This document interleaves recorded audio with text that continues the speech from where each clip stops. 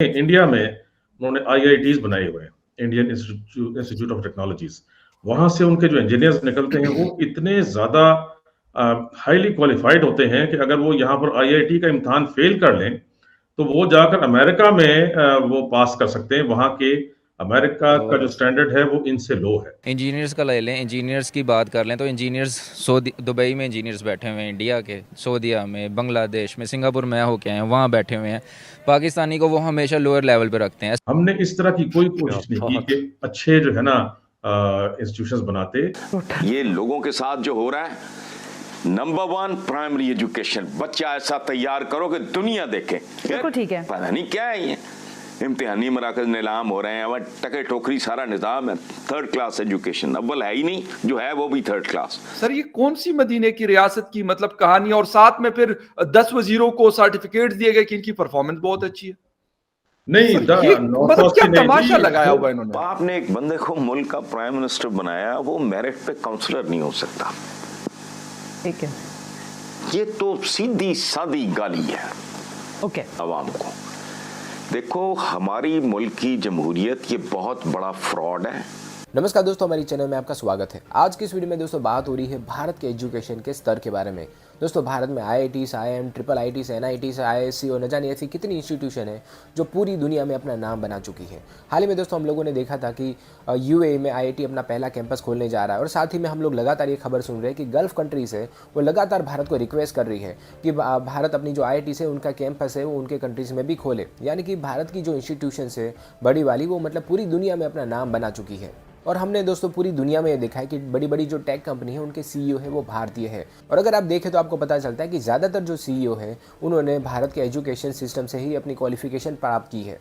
यानी कि ये कहना बिल्कुल भी गलत नहीं होगा दोस्तों कि भारत के एजुकेशन सिस्टम है उसका जो क्वालिटी है वो वर्ल्ड क्लास है।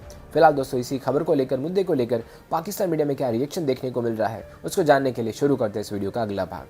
जो हमारे शौकत तरीन साहब हैं वो बार बार यही बयानात दे रहे हैं कि भाई अभी एंड नहीं हुआ, ना महंगाई का, ना टैक्सेस का, ना किसी और चीज का। अभी आप लोग मजीद सरप्राइजेस जो है हम आपके लिए लेके आ रहे हैं, और वो जबरदस्त, रोज कोई ना कोई सरप्राइज बिल्कुल as a nation, as a Pakistani, as a citizen of Pakistan हमें वो दे रहे हैं। डॉक्टर साहब, डायरेक्टली इस बात पे आऊंगा कि ये हम कौन सी पॉलिसीज लेके चल रहे हैं कि गरीबों को मजीद गुर्बत तले हम मतलब दिए जा रहे हैं। 3.5 करोड़ गुर्बत की लाइन के नीचे रहने वाले लोग 2018 में 7 करोड़ क्रॉस कर चुके हैं। लेकिन इमरान खान साहब कहते हैं नहीं, रियासती मदीना में और इससे भी ज्यादा सख्तियां हुआ करती थी, हालात बेहतरीन है, घबराने की कोई जरूरत नहीं है। शौकत तरीन साहब कहते हैं कि this is not the end, IMF से हमने और पैसा भी पकड़ना है, और आप लोग तैयार रहें, बिजली भी महंगी होगी, पेट्रोल भी महंगा होगा, गैस भी महंगी होगी, और महंगाई भी एंड नहीं हो रही, मजीद जाएगी। सर आखिर हो क्या रहा है हमारे साथ?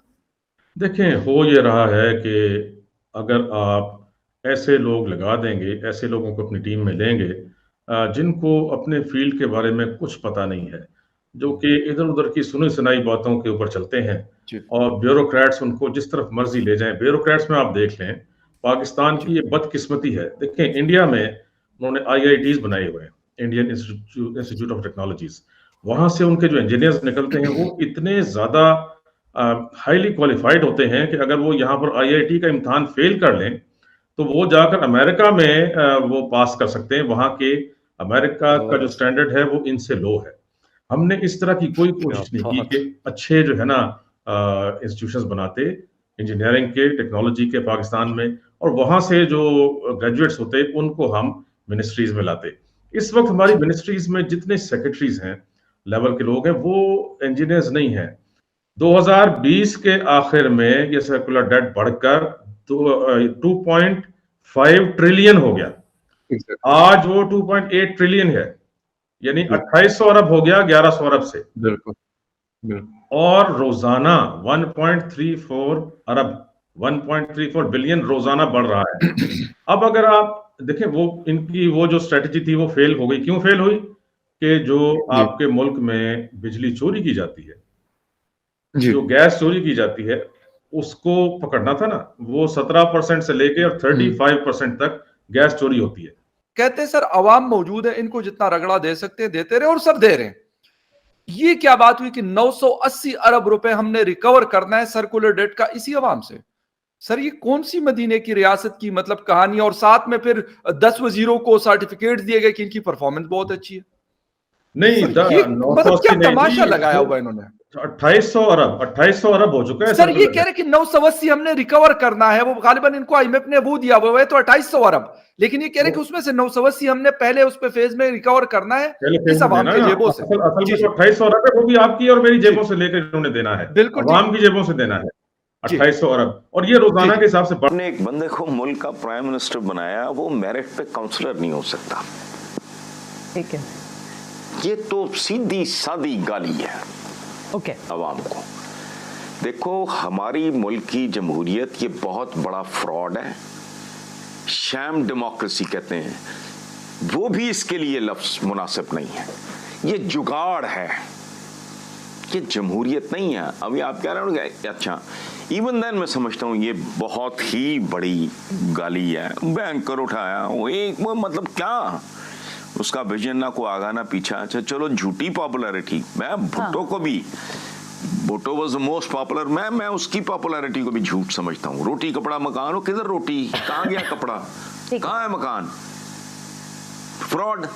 लेकिन एक ब्रिलियंट आदमी, बेसिकली अ पॉलिटिशियन, एक प्रोसेस से गुजरा हुआ आदमी, ये वो सारा। अब ऐसे ला के किसी को लल्लू पंजू को बिठा देना, वो तो इस मनसब की भी तौहीन है। और आप यकीन करो, मेरी 2-3 एम्बैरसमेंट्स हैं एज अ पाकिस्तानी। एक हमारा इज्तिमाई किरदार, मैं उस पर शर्मिंदा हूँ।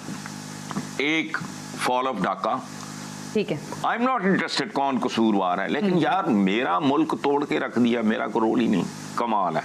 अच्छा, इज्तिमाई किरदार अपना हो गया, इस तरह की ये डेमोक्रेसी, ये बिल्कुल गुंडागर्दी है, कुछ भी नहीं है। देखो, जो लोग लूटते हैं, ये डबल शाह, ये फाइनेंस कंपनीज बनी, कोऑपरेटिव्स और फलाना डमकाना, लोगों को लूटते हैं ना। बहुत सारे ईडन वाले अरबों रुपया खरबों रुपया लोगों का खा गए, तो ये गन पॉइंट पर तो नहीं लूटते, सही है, ये झूठ बोल के लूटते हैं ना। हाँ, डबल शाह कहता है तुम्हारे पैसे दुगने कर दूंगा, उसको तो आप अंदर कर देते हो। ये पूरी डेमोक्रेसी, ये डबल शाह डेमोक्रेसी है। देखो, मुझे अपने अच्छे बुरे की तमीज नहीं, मेरे पैरों के नीचे जमीन मेरी नहीं, सर के ऊपर छत मेरी नहीं, मैं चौधरी की जमीन पे कुल्ली डाल के बैठा हूं। अच्छा, मेरा वोट, मेरी राय अपनी कैसे हो सकती है? अच्छा, अब आपने एक बंदे को मुल्क का प्राइम मिनिस्टर बनाया, वो मेरिट पे काउंसलर नहीं हो सकता। ठीक है, ये तो सीधी सादी गाली है ओके, अवाम को। देखो, हमारी मुल्क की जमहूरियत ये बहुत बड़ा फ्रॉड है, शैम डेमोक्रेसी कहते हैं, वो भी इसके लिए लफ्ज मुनासिब नहीं है।